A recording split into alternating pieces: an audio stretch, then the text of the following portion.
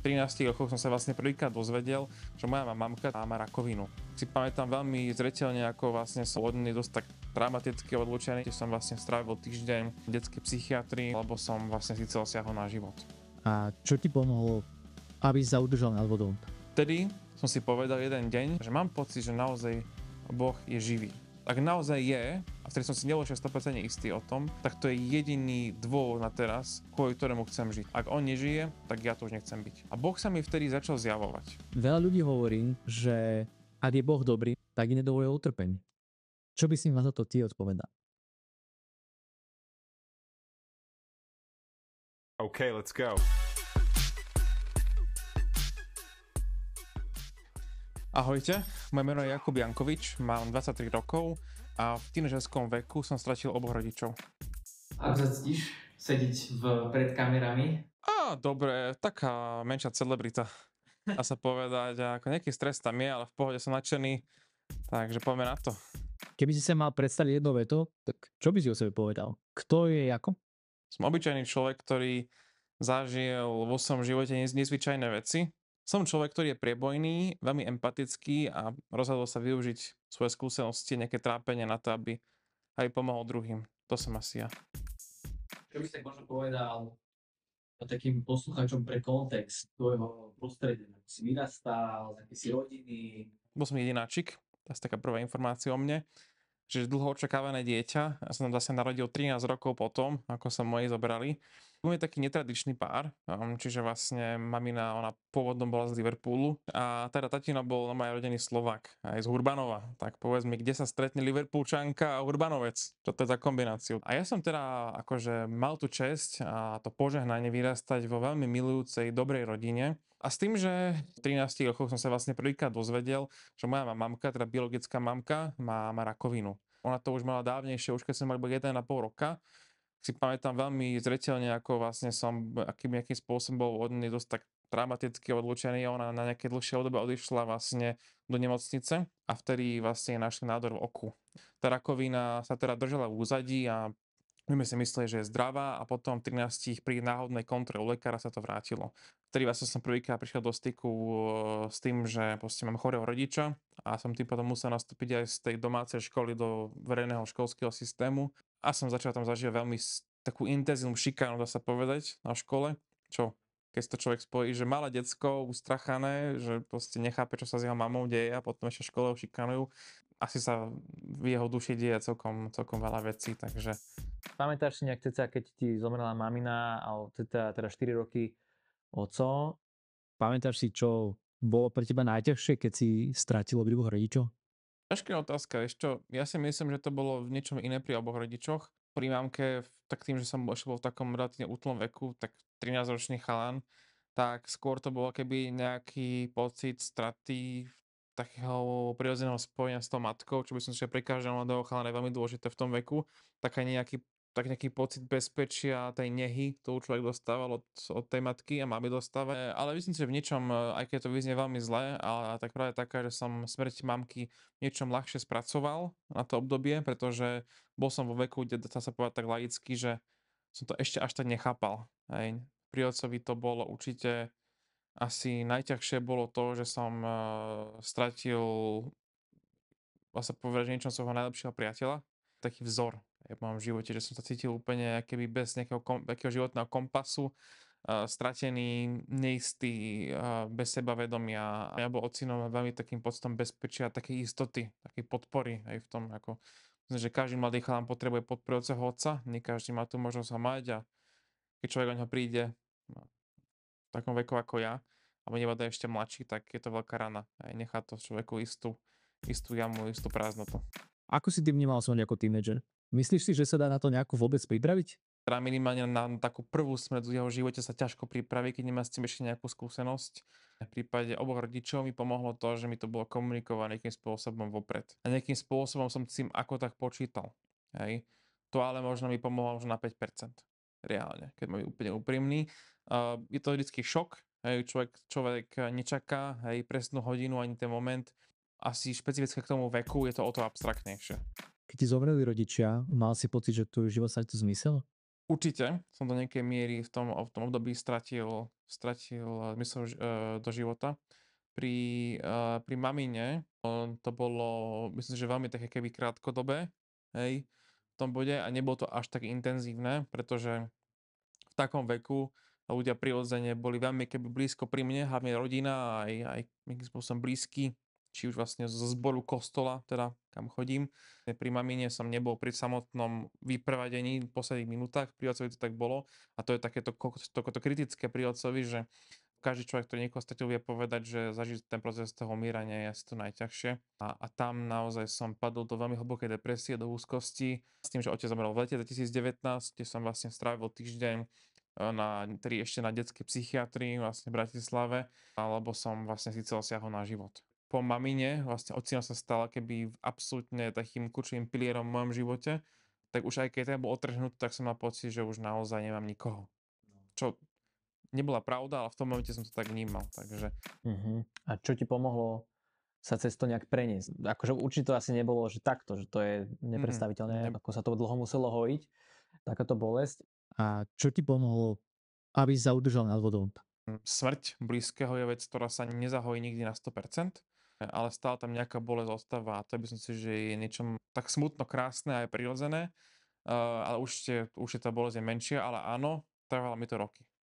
A stále sú isté veci, ktoré nemám úplne uzavreté. Ja by som o tom bol úplne otvorený. Nad vodou ma držal na prvom mieste na nejaké obdobie blízky. Čiže moji blízki kamaráti, blízka rodina a celkovo ľudia, ktorí videli v tom období trpiaceho mladého muža, ktorému chceli pomôcť. Ďakujem vám teda, že ste tam boli pre mňa, lebo bez vás, ak to pozeráte, by som to nezvládol. A zároveň by som možno potom preklenul do tej druhej pomoci, ktorú som mal. A to je pomoc od Boha konkrétne.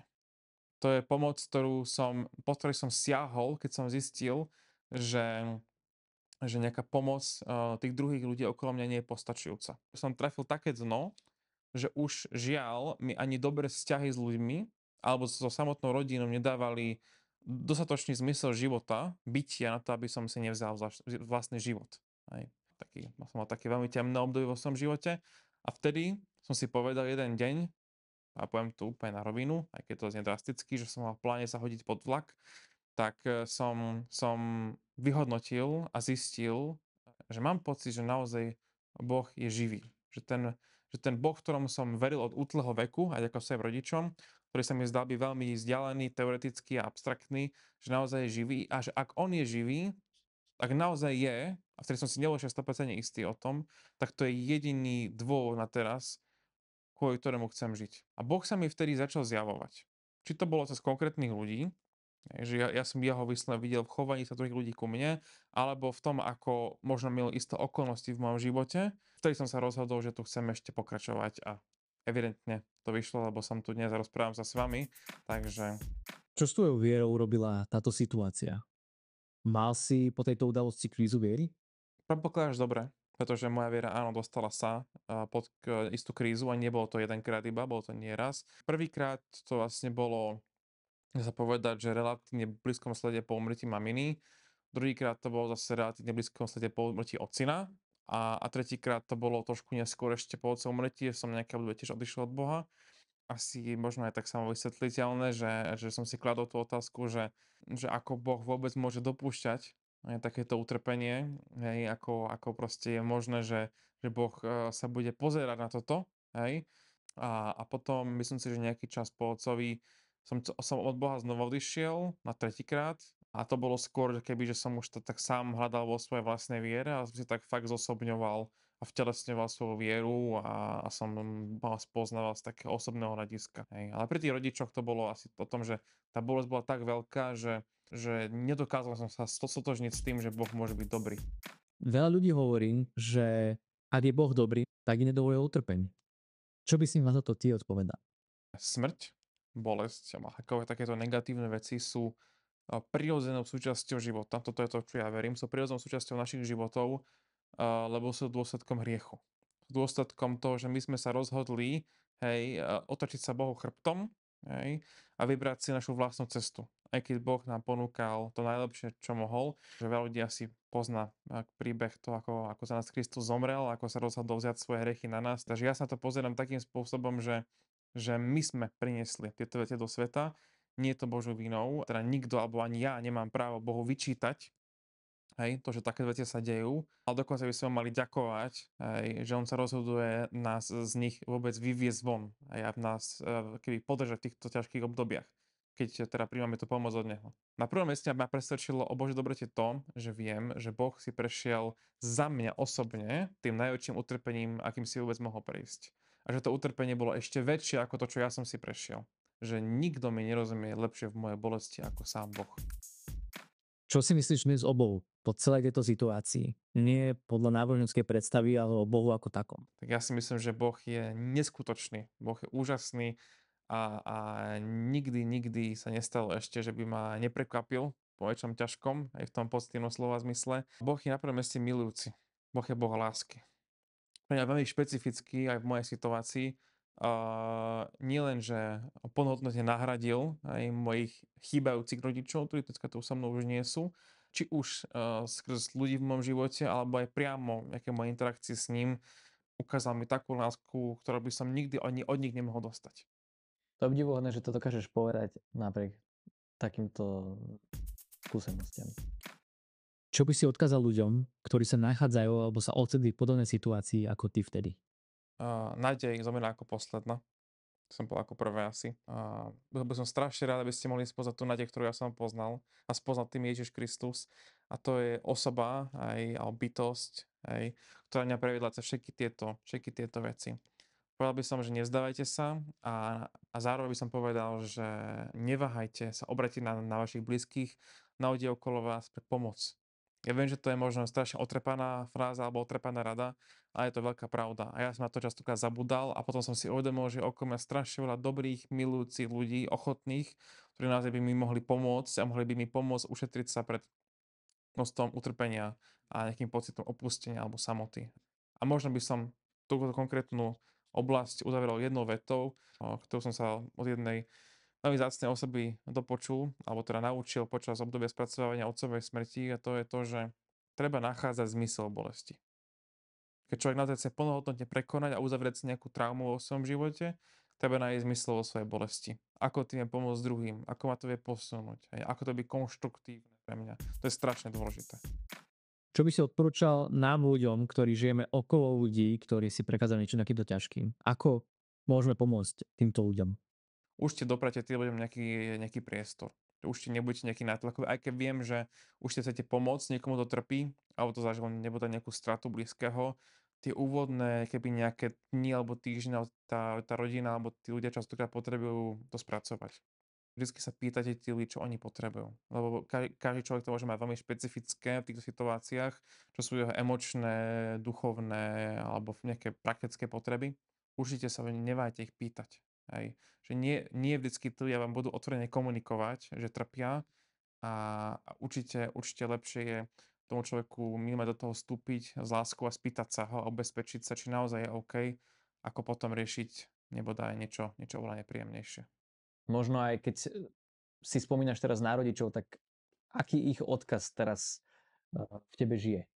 Ten odkaz je aj to tak špeciálne, to bolo niečo, čo vlastne moja mamina mi povedala doslovne, keď som ho bol poslednýkrát navštíviť v nemocnici. Mi prijala, aby som bol úspešný v živote, či už v kariére, alebo vo vzťahoch, aby som mal milujúcu rodinu, úžasnú manželku. Ale zakončilo to tým, že aj keby nič z toho nemám, tak na prvom mieste chce, aby som miloval Boha, hej, a aj nejakým spôsobom prinášal druhým ľudí aj tú realitu toho, kým je Boh. A zároveň myslím si, že ešte milovať ľudí. Milovať ľudí bezpodmienečne, lebo to bolo niečo, čo oni obaja robili celý svoj život. Že milovali ľudí okolo nich, aj keď častokrát tí ľudia možno nezaslúžili, aj keď ľudia možno nejakým spôsobom pohľadali ich pomocou, alebo sa nevážili. A v tomto chyba neboli pre mňa, aj keď to boli takisto skazení a chybní ľudia, boli pre mňa vzorom, že proste milovali ľudí bezpodmienečne, takisto ako aj Kristus alebo Boh miloval ľudí, keď to bolo na zemi. A na záver, čo by si odkázal ľuďom, ktorí chcú nájsť Boha, ale nevedia ako na to? Boh hľadá aj vás. Takže ak vy Boha hľadáte, tak ste na veľmi dobrej ceste, lebo on aktívne ide za vami a veľmi vás ľúbi a veľmi túži byť vo vzťahu, v osobnom vzťahu s vami. A povedal by som, že asi tak na prvom mieste nevajte sa s ním aj porozprávať. Takisto ako s kamošom, ako s blízkym, ako s kýmkoľvek, pokezajte si s ním. Obrate sa na ňo a proste ho, aby k vám hovoril a aby sa vám zjavoval. Skúste sa, ak máte v som blízkom okolí niekoho možno, kto už viete, že nasleduje Boha alebo žije s Bohom, tak skúste možno poprosiť, či by si bol ochotný sami čítať Bibliu a vás viesť trošku do takých nejakých základov Božieho slova.